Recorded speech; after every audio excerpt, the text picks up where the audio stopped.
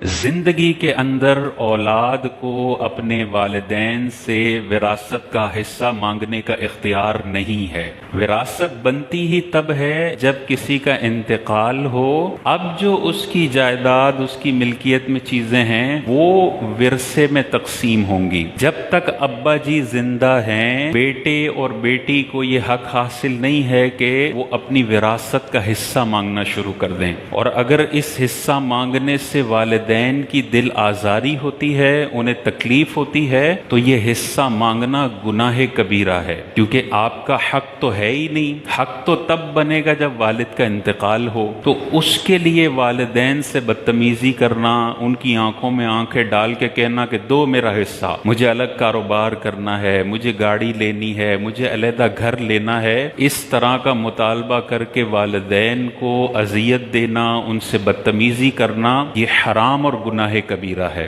तो आपको हजारों केसेस मिलेंगे, मुझे अलग घर लेना है, अब्बा जी मुझे मेरा हिस्सा आज ही दे दें। आज कौन सा हिस्सा है तेरा भाई? अभी तो तुझे अपना पैसा अपने अब्बू पे खर्च करना है, अभी तू कौन सा हिस्सा मांग रहा है? तो आजकल की लालची औलाद इतनी जुर्रतमंद और दिलेर हो गई है कि बचपन से 25 साल तक तुझे डगा करके पाला है, और अब तू जब 35 साल का हुआ है तो अब वालिदैन के सामने खड़ा हो जाता है कि कारोबार में मुझे हिस्सा दो, मुझे घर में हिस्सा दो, मुझे फला पैसों में हिस्सा दो। भाई बचपन से लेके तुझे 25 साल तक पाला है, पहले वो कर्जा उतारो। अभी तुम्हारी उम्र है कि तुम वालिदैन की खिदमत करो, अपनी पूरी तनख्वाह लाके वालिद साहब के हाथ में दो। लेकिन जब शादियां हो जाती हैं, बेगम अलहदा घर का मुतालबा करती है, इस कंगले के पास कुछ होता नहीं है, तो अब्बा की तिजोरी पर नजर होती है कि अब्बा जी अब तिजोरी खोल के मेरी बीवी पे पैसे निछावर कर दें।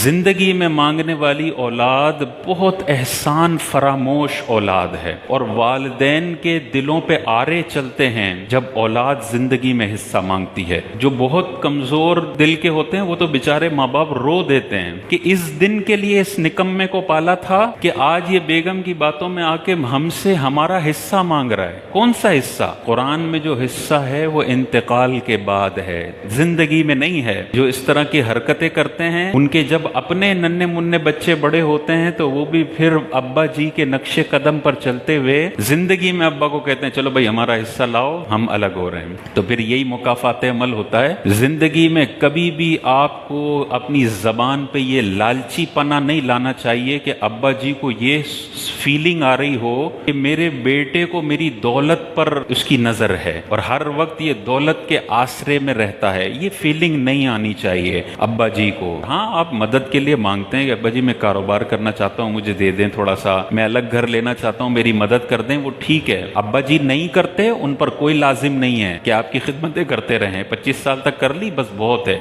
अब तुम करो खिदमत। तो अब्बा जी खुद दिल से तोहफा देकर बच्चे को घर लेकर दे दें, वो मसला नहीं है, दुकान लेकर दे दें, वो मसला नहीं है। लेकिन बेटा बहुत ज्यादा डिमांड नहीं कर सकता। अगर अब्बा जी कहते हैं नहीं देता, बस अपनी निगाहें झुकाकर रखे। हिस्सा मांगने के लिए बदतमीजी करना या हिस्से का लफ्ज मुंह पर लाना ये सही नहीं है। आप कहें अब्बा जी मुझे तोहफतन ये चीज दे दें, वो ठीक है। अब्बा जी मुझे विरासत में हिस्सा दे दें, कौन सी विरासत? अभी कोई विरासत नहीं है।